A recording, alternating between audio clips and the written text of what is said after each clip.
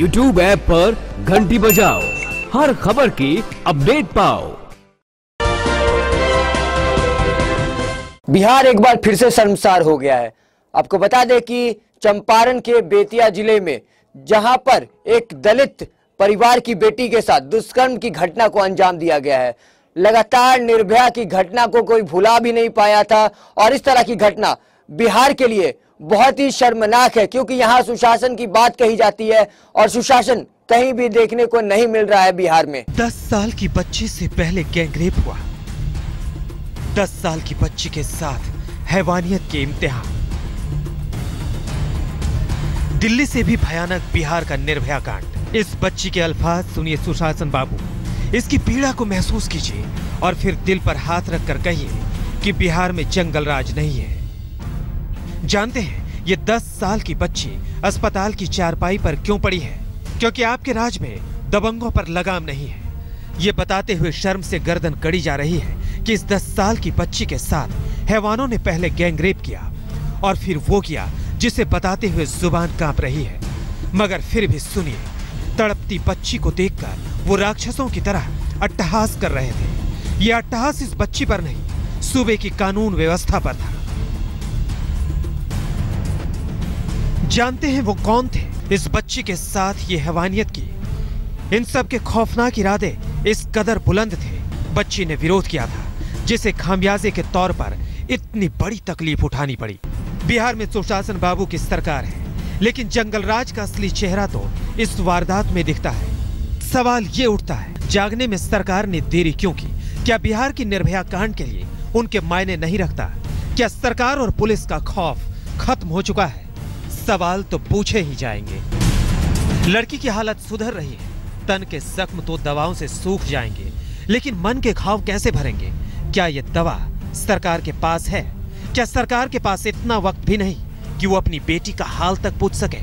इस दुष्कर्म की घटना को अंजाम देने वाले 2 युवक जो कि बेतिया पुलिस के हत्थे चढ़ चुके हैं और इनके साथ क्या किया जाएगा, हम इस खास बातचीत के लिए जुड़ते हैं मनीष कश्यप जी के साथ। इस तरह की घटना को अंजाम दिया गया क्योंकि आप वहीं से आते हैं, बेतिया से आते हैं, और इस तरह की घटना जो हुई है वो बहुत ही शर्मनाक है। ये शर्मनाक घटना है और हर घटना के बाद सरकार जो है जगती है और सरकार बोलती है एक्शन लिया जाएगा, ये किया जाएगा, वो किया जाएगा, ऐसा एक्ट बनाया जाएगा, वैसा एक्ट बनाया जाएगा, लेकिन ऐसी घटना कम नहीं हो रही है। इसके पीछे सबसे बड़ा रीजन है कि सरकार नहीं चाहती है कि ऐसी घटना कम हो। क्योंकि पास्को एक्ट, आपने बताया कि पास्को एक्ट, ऐसे बहुत सारे एक्ट है जिस एक्ट के तहत स्पीड ट्रायल के तहत जो है अपराधियों के ऊपर लगाम लगाया जा सकता है, लेकिन नहीं लग रहा है, दिन प्रतिदिन बढ़ते जा रहा है। और उसके पीछे कहीं नहीं तो कहीं रीजन है कि मैं किसी एक सरकार को बोलना नहीं चाहता हूं, सरकार की मंशा जो है वो क्लियर नहीं है कि रेपिस्ट को कैसे सजा दिया जाए। बड़ी बात यहां पर यह करना चाहूंगा कि बिहार में सुशासन बाबू के नाम से जाने जाते हैं सूबे के मुखिया नीतीश कुमार, और सूबे के मुखिया नीतीश कुमार का जो सत्याग्रह का जगह रहा गांधी जी का, उस जगह पे ऐसी गंदी घटनाओं को अंजाम दिया जा रहा है मनीष जी। और अभी अपराधी पकड़े तो गए हैं, मगर उनके साथ भी वही होगा जो बाकी के अपराधियों के साथ होता है। देन एंड देयर कुछ एक्शन क्यों नहीं किया जा रहा है? संविधान में कुछ ऐसा बदलाव क्यों नहीं आया जा रहा है? अब मैं बता देना चाहता हूं आपको, पुलिस हमारी जो है वो सबसे ज्यादा अगर कड़ा एक्शन और सबसे फास्ट एक्शन लेती है तो वो बलात्कार की घटना में सबसे फास्ट। 3 घंटे के अंदर अंदर बलात्कारी को हमारा बेतिया पुलिस ने पकड़ दिया। तो सबसे पहले तो पुलिस वाले को हम लोग धन्यवाद देना चाहते हैं। लेकिन पुलिस भी करे तो करे, क्या करे, वो तो पकड़ के जेल में डालेगी और संविधान के कानून के हिसाब से उसको सजा होगा। और कानून में तो ऐसा है नहीं कि रेपिस्ट अगर बलात्कार किया है किसी लड़की का तो देन एंड देयर उसको सजा दो। अब उसको होगा उम्र कैद। उम्र कैद से ज्यादा तो सजा होगा ही नहीं, जैसा आप भी जानते हैं, मैं भी जानता हूं, उससे ज्यादा सजा होगा नहीं, जेल में जाएगा। हमारा जो टैक्स पे करते हैं उससे वो रोटियां तोड़ेगा जेल का, और जो उसके साथ कुछ नहीं होने वाला। अगर उसने बलात्कार को अंजाम दिया है, पुलिस वाले ने पकड़ा है और पुलिस वाले ने पकड़ के उसको न्यायालय कोर्ट हाजिर करेंगे पुलिस वाले, उसके बाद से कोर्ट को यही आदेश देना चाहिए कि जो काम इसने लड़की के साथ किया है वही काम इसके साथ कोई दूसरा करे, और वरना इसको भीड़ के हवाले कर दिया जाए और भीड़ जो चाहेगी वो करेगी। इससे मैं बड़ी सवाल ये करना चाहता हूँ यहाँ से हटके कि वहाँ पर शासन में बीजेपी है और बिहार की अलियांस पार्टी एनडीए के साथ समर्थन में बीजेपी है। क्या लगता है इन नेताओं का जो एक स्लोगन आया था, एक भाषण आया था, बेटी बचाओ बेटी पढ़ाओ, बेटी बचाओ एक नारा था या बेटी बचाओ एक चेतावनी थी? नहीं, बेटी बचाओ एक नारा ही नहीं, बेटी बचाओ एक चेतावनी भी था और बेटी बचाओ बेटी पढ़ाओ पे काम हो रहा है। बीजेपी काम कर रही है और बहुत अच्छा काम कर रही है, इसके लिए तो हम लोग धन्यवाद देना चाहते हैं। लेकिन कहीं नहीं तो कहीं रेप की घटनाएं अगर घट रही है तो अगर अच्छा काम कर रही है बीजेपी तो हम उसके साथ है, तो अगर गलत हो रहा है तो हम उसके खिलाफ है और आवाज उठाना चाहिए। हमें ना कांग्रेस के बारे में सोचना चाहिए, ना बीजेपी, ना आरजेडी, ना जदयू। जहां गलत हो वहां पे हमें आवाज बुलंद करना चाहिए, क्योंकि वो बेटी जो है वो हम सबकी बेटी है, हम सबकी बहन है। जी हाँ, निश्चित तौर पे वो बेटी हमारी बेटी है, हमारी बहन है, क्योंकि अगर ये घटना होती है तो ये वो एक हिंदुस्तान की बेटी है, हिंदुस्तान, क्योंकि उसका कोई जात नहीं है, वो हमारी एक बेटी है, बस हिंदुस्तान की बेटी है, सबसे बड़ी बात। और आपने क्या दिया, इसको लेकर हम बातचीत करेंगे कि जो घटना हुई है, घटना के बारे में विस्तृत जानकारी आपके पास है, वो जानकारी हमें दे। कौन थे ये लोग? एक का तो नाम सद्दाम हुसैन था और एक का फरमान खान। ये लोग टेम्पो स्टैंड में वसूली किया करते थे, टेम्पो स्टैंड में टेम्पो वाले से वसूली किया करते थे। शाम का 7 बजे की घटना है, ठंडा का समय है, शाम को 7 बजे रात हो जाती है, अंधेरा हो जाता है। उस समय 2 बहन, एक छोटी बहन को भेजती है, बड़ी बहन छोटी बहन को भेजती है चाय लाने के लिए, और वो जाती है, उसको अकेले देख के ये दोनों अपने गाड़ी में जबरदस्ती खींच लेते हैं। उस लड़की को ये लोग पहले नहीं पहचानते थे और ना ही जानते थे, जबरदस्ती खींच लेते हैं और उसको लेके जाते हैं सुनसान रास्ते पे, माइनाटार वाले रोड पे लेके जाते हैं, सुनसान रास्ते पे, और उसकी बलात्कार करते हैं। मैं सबसे ज्यादा इस समाज को दोषी देना चाहता हूं कि मैं थोड़ा सा शब्द का इस्तेमाल करता चूंकि नहीं कर पाऊंगा, क्योंकि लेकिन यह बात सही है कि वहां पे कुछ नहीं तो कुछ नामर्द लोग थे जिनके सामने हमारी बेटी, हमारी बहन को वो 2 आदमी 2 दरिंदे खींच के लेके जाते हैं और ये लोग कुछ नहीं बोलते हैं और लेके जाते हैं, रेप करके आते हैं। लेकिन जैसे पुलिस को पता चला ये बात, हम लोग कोई भी घटना में हम लोग पुलिस को दोषी मानते हैं और ये करते हैं, लेकिन जैसे पुलिस को पता चला ये बात, हमारी पुलिस ने कड़क एक्शन लिया और 3 घंटे के अंदर अंदर बलात्कारी को पकड़ लिया। यह काबिले तारीफ काम है, लेकिन बलात्कारी को सजा देना कानून व्यवस्था का काम है और सजा फांसी की सजा होना चाहिए, वरना हम लोगों के हवाले कर दे। बच्ची नाबालिग है, बच्ची का उम्र 10 साल से भी कम है, बच्ची के साथ दुष्कर्म की घटना को अंजाम दिया गया है मनीष जी।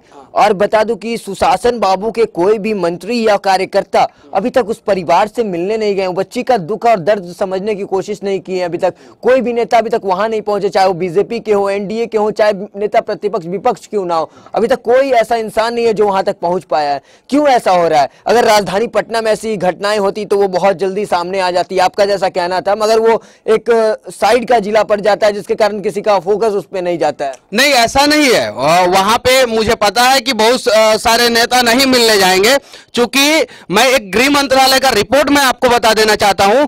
इस देश में जनसंख्या मुसलमानों की 15% है, लेकिन रेप की घटनाएं में 70% संलिप्तता उन लोगों की है। यह कड़वी सच्चाई है, आपको एक्सेप्ट करना पड़ेगा। और जहां मुसलमान अगर दोषी आ जाता है वहां पे राजनीति पार्टियां अपना नफा नुकसान देख के जाती है। यह सच्चाई है और इसको झुठला नहीं सकते। और इसी के वजह से बहुत सारी पार्टियां जो है वहां पे नहीं जाएगी।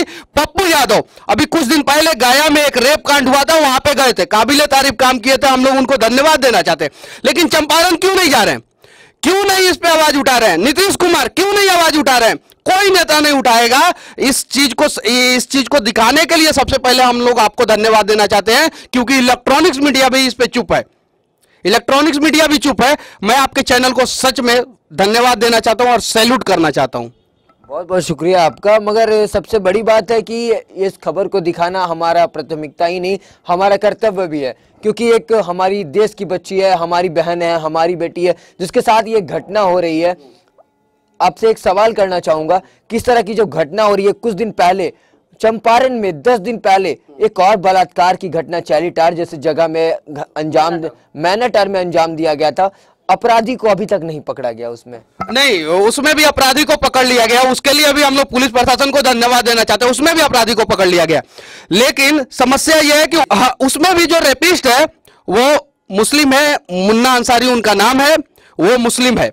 और लोगों की उसमें भी संलिप्तता थी। हाँ। जिसमें 1 से 2 लोग को पटना मतलब वहां की पुलिस ने गिरफ्तार किया है। हाँ। और 3 से 4 लोग अभी भी पुलिस के चंगुल से फरार है। अब मैं हर चीज में हम लोग पुलिस वाले को दोष देते हैं। अब मैं बता देना चाहता हूं, कोई भी नेता नहीं चाहता है कि हमारा पुलिस प्रशासन चुस्त दुरुस्त हो।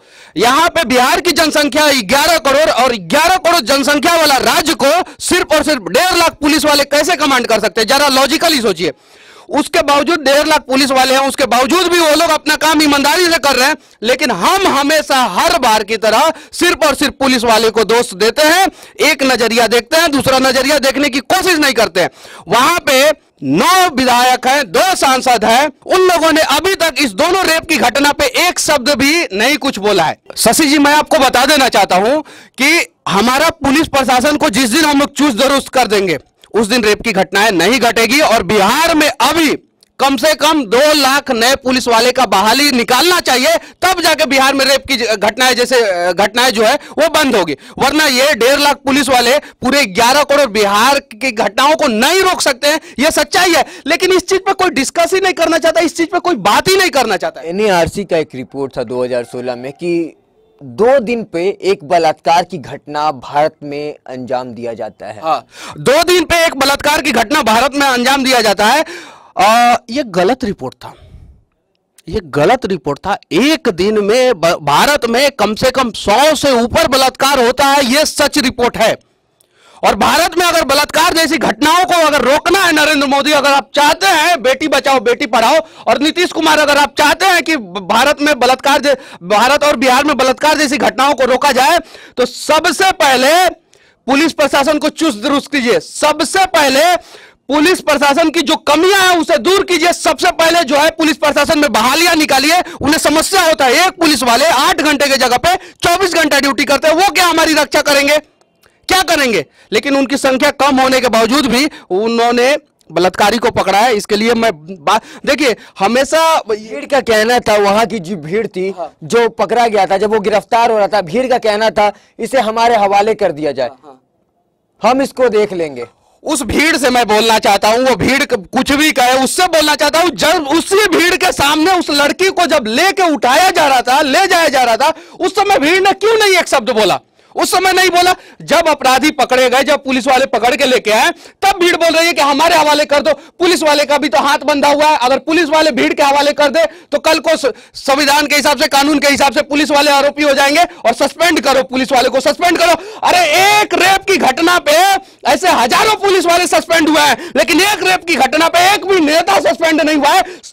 नेता को सस्पेंड करो। जिस विधानसभा में रेप की घटनाएं होती है, एक से अगर दूसरी घटना हो जाए उसी समय इलेक्शन कराओ, नेता को हटाओ, दूसरा नेता लेके आओ। देखो बिहार, भारत, हिंदुस्तान, हर जगह जो है रेप की घटनाएं बंद हो जाएगी। लेकिन इस बात पे कोई बात नहीं करना चाहता है। नेताजी भी आएंगे, एक जन आक्रोश निकलेगा, एक कैंडल मार्च निकलेगा, रेप की घटना बंद करो, रेप की घटना बंद करो। लेकिन एग्जैक्ट बात पे नेताजी भी, एग्जैक्ट जो समस्या है उस पे नेताजी भी बात नहीं करेंगे कि कैसे रेप की घटनाएं रोकी जाए। आपका क्या एक राय है? हमारी सिटी न्यूज के माध्यम से बिहार की जनता है वो देख पा रही है आपको, क्या चाहते हैं आप? क्या परिवर्तन होना चाहिए? आप समाज सेवी भी हैं और कहीं ना कहीं भाजपा के कार्यकर्ता भी हैं। भाजपा का कार्यकर्ता मैं हूं कि नहीं हूं सेकेंडरी बात है। मैं मोदी जी का मैं बहुत बड़ा समर्थक हूं, मैं ये बात मानता हूं, वो अलग चीज है। लेकिन मैं यही चाहता हूं कि कहीं भी रेप हो, कहीं भी चक्का जाम करते हो ना बिहार में नेताओं, चक्का जाम करते हो अपने फायदा के लिए, जाति समीकरण बनाने के लिए बहुत सारी चीजें करते हो। रेप की घटनाओं पे पूरे बिहार को बंद क्यों नहीं करते हो? हिंदुस्तान को बंद क्यों नहीं करते हो? पुलिस वाले को सस्पेंड कर दोगे। सबसे कमजोर पुलिस वाले हैं तुम लोगों के नजर में कि कुछ भी घटना घटे पकड़ो 4 पुलिस वाले को और बोल दो पुलिस वाले निकम्मे हैं। अरे नेता तुम लोग निकम्मे हो। कहीं भी तुम्हारे विधानसभा में अगर कुछ भी गलत होता है तो जनता तुम्हें सस्पेंड जिस दिन करना शुरू कर देगी उस दिन रेप जैसी घटनाएं होना बंद हो जाएगा। और रेप जिस भी विधानसभा में हो वहां के नेता को पहले पकड़ो, उसे सबक सिखाओ और उसके बाद से कानून व्यवस्था से सवाल करो, उसके बाद से पुलिस प्रशासन से सवाल करो। देखो रेप की घटनाएं होना बंद हो जाएगा। आज बेचारे हमारे पुलिस वाले परेशान है, जनसंख्या कम है उनकी, परेशान है। हर एक दिन में एक पुलिस वाला आत्महत्या करता है, लेकिन हम सिर्फ और सिर्फ उन्हें समझते हैं भ्रष्टाचारी हैं, लाचार हैं, कमजोर हैं, निकम्मे हैं, भ्रष्ट हैं, इतना ही समझते हैं। वो अच्छा काम कर रहे हैं, हमारे नेता जो है ना वो भ्रष्ट है, उन्हें सस्पेंड करना सीख लो, रेप की घटनाएं बंद हो जाएगी। ये आक्रोश मनीष के अंदर नहीं, एक मनीष के अंदर नहीं है, देश के कितने ऐसे युवा मनीष हैं जो इस तरह के आक्रोश में शामिल होना चाहते हैं, क्योंकि देश का बागडोर ये नौजवानों के हाथों में है। ये नौजवान वही है जो भारत के भविष्य हैं। कहीं ना कहीं बातों में तो कड़ी सच्चाई है, इसमें मानना पड़ेगा बिहार की जनता को। अगर ये पॉलिटिशियन अगर राजनीति करना बंद कर दे अपनी बेटियों पर, तो कहीं ना कहीं ये बलात्कार की घटना, जो दुष्कर्म की घटना को अंजाम दे रहे हैं अपराधी, उस पर बड़ी लगाम लगेगी। वीडियो जर्नलिस्ट राकेश के साथ शशि यादव, सिटी न्यूज, पटना।